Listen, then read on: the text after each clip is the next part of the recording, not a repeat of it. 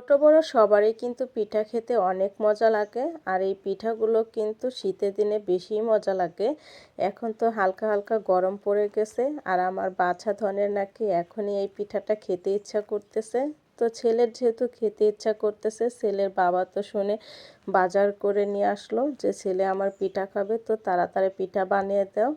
আমরাও বউ শাশুড়ি দুজনে মিলে পিঠা বানানো শুরু করে দিয়েছি। হ্যালো এভরিওয়ান, আসসালামু আলাইকুম। সবাই কেমন আছেন? আশা করি অনেক অনেক ভালো। তো এই তো আজকে কিন্তু আমরা চাল আর ঢেঁকিতে কুটি নাই, কেনা গুঁড়ি দিয়ে পিঠা বানাইতেছি। গুঁড়িগুলো আগে সেদ্ধ করে মথে নিয়েছে। তো এই পিঠা বানাতে কিন্তু মজার একটা খিসা বানাতে হয়। খিসাটা আমার শাশুড়ি মা রেডি করতেছে। প্রথমে এখানে গুড় দিয়ে দিয়েছে, গুড়ের মধ্যে একটু পানি দিতেছে। শুধু দুধ দিয়ে চাল দেবে না, এতে কিছু পানিও দেবে। আর পরিমাণ মতো চিনি দিয়ে দিতেছে। আর চালের গুঁড়ি সেটা একটু টেলে নিতেছি।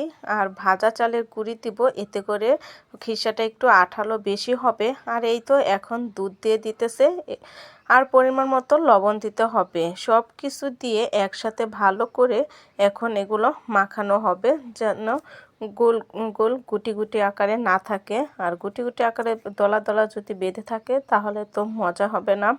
তো এর জন্য হাত দিয়ে এটা মাখিয়ে নিতে হয়। পরে এগুলোকে এখন চুলায় দিয়ে শুধু অনবরত নাড়তে হবে, যেন তলায় লেগে না যায়। তো অনবরত নাড়তে নাড়তে এই তো আমাদের খিসাটাও রান্না হয়ে গেল। খিসাটা কিন্তু দেখতে অনেক লোভনীয় লাগতেছে। আলিফার তাসনিয়া তো নামানোর সাথে সাথে বাটি নিয়ে আসছে যে আমাকে দাও একটু খেতে। ওরা তো ভাবতেছিল যে এভাবে মনে হয় খিসা, মানে এটাই ভাবতেছিল যে এটাই পিঠা।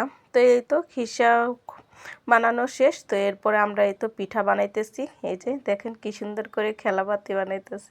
তো এরকম কিন্তু আমরা মাটির খেলনা বানাইছি। তো সেরকমভাবে এই পিঠাগুলো বানাইতে হয়।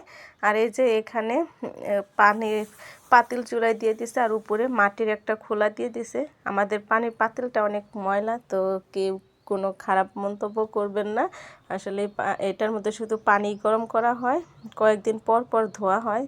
তো এদিকে দেখেন আমি কিন্তু একটা একটা করে বাটি বানিয়ে ফেলেছি। এরকম কিন্তু পিচ্চিকালে কিন্তু আমরা মাটি দিয়ে খেলনা বানাইছি। তো কে কে এরকম খেলনা বানিয়েছেন একটু জানাবেন তো। তো এই তো এই মাটির এই পাতিলের মধ্যে, মানে এই পিঠার মধ্যে এখন খিসাটা ভরে দিয়ে এই যে এরকম করে হয়ে গেল আমাদের সিদ্ধ পুলি পিঠা।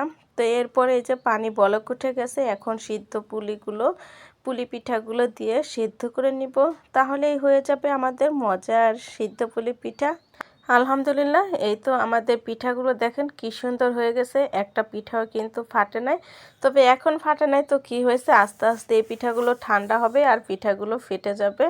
আলিফার তাসনিয়া তো দৌড়ে চলে আসছে পিঠা খাওয়ার জন্য। তো আজকের ভিডিওটা আমাদের এই পর্যন্তই। সবাই ভালো থাকবেন, সুস্থ থাকবেন। আল্লাহ হাফেজ।